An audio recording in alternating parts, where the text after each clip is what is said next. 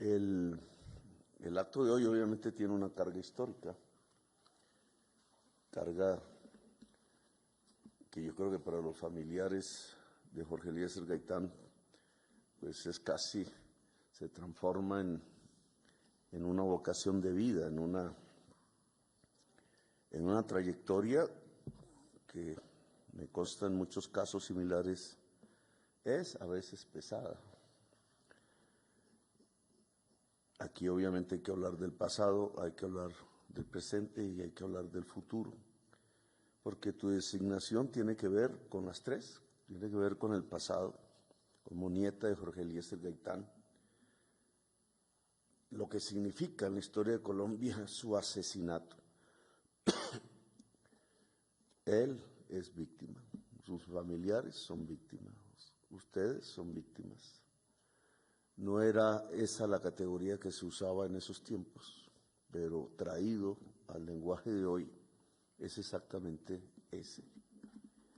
El lenguaje de hoy les asigna a ustedes el carácter de víctimas de la violencia.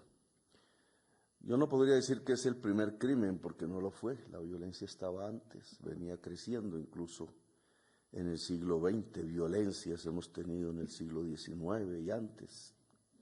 ¿Qué no decir de la conquista misma, que es un acto de violencia bárbara, un etnocidio y un genocidio al mismo tiempo? Y así se ha construido la historia de Colombia, pasando por la esclavitud.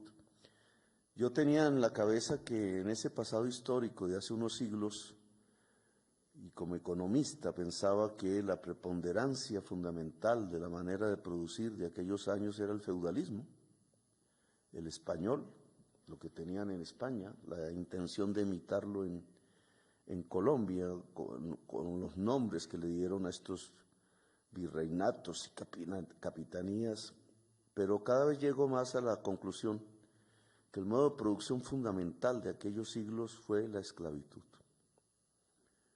Como en el sur de Estados Unidos, la esclavitud marcó la cultura colombiana, incluso el nacimiento de la cultura colombiana, incluso el nacimiento de la República, quien lo dijera. Y permanece en la Colombia contemporánea, en la cultura de sus élites, en los comportamientos de la sociedad, en las formas que ha adquirido la exclusión social para transformarnos en una de las sociedades más desiguales de la tierra, una extensión de la cultura esclavista que aún está hoy en el país y que en el fondo es la gran responsable de la violencia en Colombia. La violencia tiene una raíz en la exclusión, indudable. Lo han intentado ocultar, incluso por aquí en esta institución pasó un señor que intentó borrar la historia. Le encargaron, quien lo dijera, como en los tiempos de Stalin, pero esta vez por la extrema derecha, la misión de borrar la historia. La misión de borrar la carga de la exclusión, la carga de la mentalidad esclavista de las élites que han gobernado Colombia en la violencia, su responsabilidad en la violencia, porque para ellos la violencia es un asunto de los pobres, generada en los pobres por anormalidad en la mentalidad de los pobres, que se matan unos con otros, sin que ellos, los que han gobernado a Colombia, tengan ninguna responsabilidad.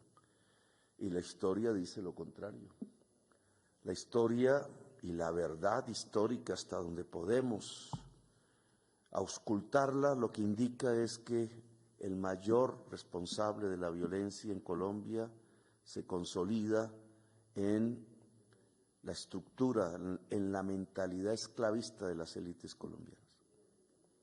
Y entonces traer a la nieta de Gaitán, incluso lo que nos muestra, y esa es una de las cargas de este cargo, cargas del cargo, una redundancia, por eso se llama cargo, hay que cargar, es eso, el que es la víctima la que hoy va a tener en sus manos la verdad histórica de Colombia, no el victimario. Son los herederos de los esclavos los que hablarán de la historia, voz silenciada, y no el esclavista ni sus herederos. Y esa es una primera gran responsabilidad. Alguien dirá, eso tiene un sesgo ideológico. No, esto tiene una voz de la historia. La voz de la gente que fue oprimida, sojuzgada, esclavizada, excluida, condenada a la violencia, condenada a la destrucción de su existencia y que se cuenta por millones de personas. Dos, esto va para el presente. Es otro cargo, en el mismo cargo. El presente tiene que ser el de la paz, porque no tiene sentido la verdad histórica si no es para construir la reconciliación en el presente. No es para ahondar en las heridas que se ausculta el pasado, es para superar las heridas, cicatrizarlas, recordarlas siempre, pero sacar las lecciones de lo que tiene que ser la construcción de una nación. Y una nación es básicamente un pacto de convivencia. Eso nos han enseñado los europeos, eso nos han enseñado las naciones más poderosas del mundo de hoy. Su historia propia es la historia de un pacto, no sin violencia antes. Los Estados Unidos tuvieron una guerra civil profunda, terrible, precisamente tratando de superar lo que los hubiera condenado al atraso, la esclavitud. Y lo lograron, y mal que bien, sin que restañen completamente las heridas, sin que se superen completamente los prejuicios de la creencia en la raza pura y superior, que allá también existe, han logrado construir una nación sobre la base del pacto. Roosevelt quizás más, bueno, no voy a meterme en laberintos históricos, pero Roosevelt quizás es el presidente del pacto de los Estados Unidos. Y lo mismo ha hecho Europa. En un país que es de tu cariño, porque allá estudiaste, Francia, cuando los nazis la invadieron y parte de la sociedad francesa apoyó a los nazis, a la derrota nazi, hubiera seguido una guerra civil en Francia. Y no lo hicieron. Y no lo hicieron porque decidieron pactar entre ellos. Decidieron que antes de matarse entre ellos era mucho más importante un pacto de justicia social, que fue lo que construyeron. Un capitalismo, porque no pasaron al socialismo, que permitiera de todas maneras dignidad en la vida obrera. Grandes sistemas de protección social. Los ricos de Francia decidieron pagar impuestos, sabedores que eso impedía una revolución obrera, pero también sabedores que eso tenía un costo, y era que la familia obrera pudiera prosperar. Y así se crearon los estados de bienestar europeos. Son naciones fuertes gracias a ese pacto social. Y eso intentamos hoy hacer en Colombia. La paz como un pacto social, más que un pacto entre grupos armados. En este momento, en el Congreso, se desarrollan los debates de una reforma tributaria que le solicita a los más ricos de Colombia pagar impuestos. ¿Para qué? Para gastar en los más pobres de Colombia. Es un tema de justicia social, es un tema económico, de prosperidad económica, es un tema de construcción de la nación.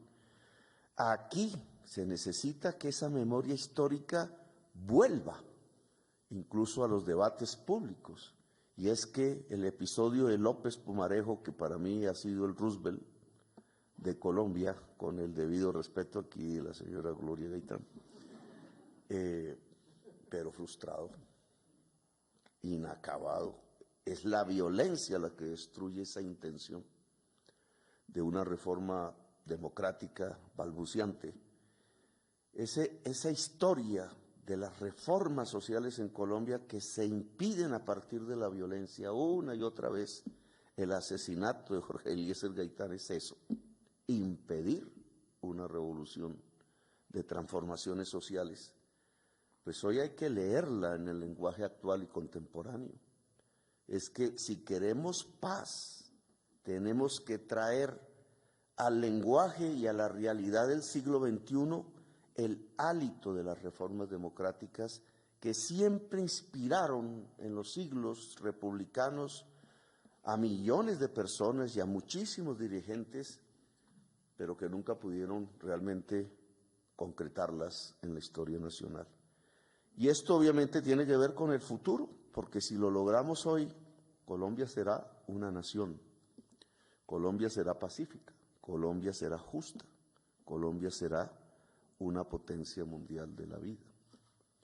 Entonces, todo esto, toda esta carga detrás de un cargo, el que asume hoy María Gaitán Valencia, a la que agradezco que venga aquí a ayudarnos y a colaborar. Ya veremos cómo se desarrolla el gobierno hacia adelante, pero tienes una misión que es fundamental. Quizás, digamos, no tiene la estelaridad de la cotidianidad que tienen otro tipo de ministerios, pero tiene lo fundamental de lo que yo llamo lo importante, porque la verdad es lo único que nos puede acercar a la paz. Entonces, felicitaciones a María y a toda su familia, muy amables. Manuela ahí tendrá que sufrir los gajes de estos trabajos. Manuela, ¿ya dónde está? Bien, bueno, se salió, bueno, muy bien. No digo que sea bien salirse, pero si estás feliz, de eso se trata. Bueno, gracias, muy amable.